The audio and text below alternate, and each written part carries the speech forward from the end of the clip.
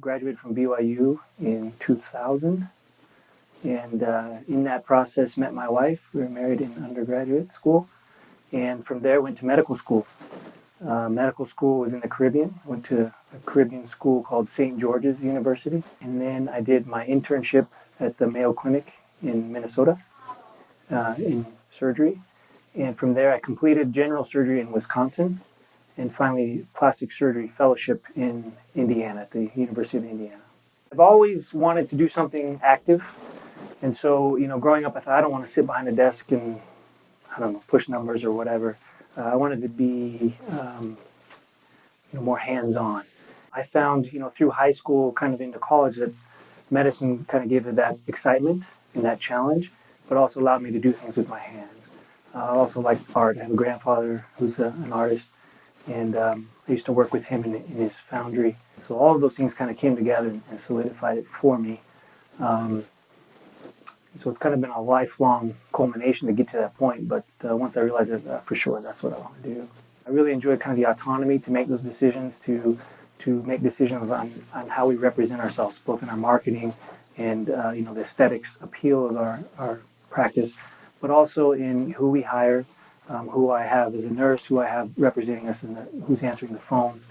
And so I really wanted that decision-making power so that I could better represent who we are. And for me, it's rewarding because it's kind of what you've done, you've built it, and to see that people appreciate that and are happy with it, that's rewarding, even apart from the surgery aspect.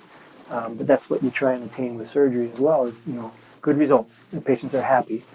And so if you can do that from the surgery standpoint, but also from a business standpoint, oh yeah, I liked how I was treated. I thought, the numbers were fair, and they held my hand and helped me feel appreciated while I was in their care.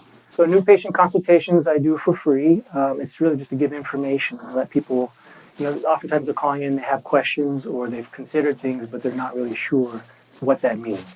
And so a lot of it, I think, is just giving information, sharing information, try to listen to patients' concerns, and then really with that information, helping them to make a decision. And then with that information, try and help them do what's right for them, what's the right choice for them.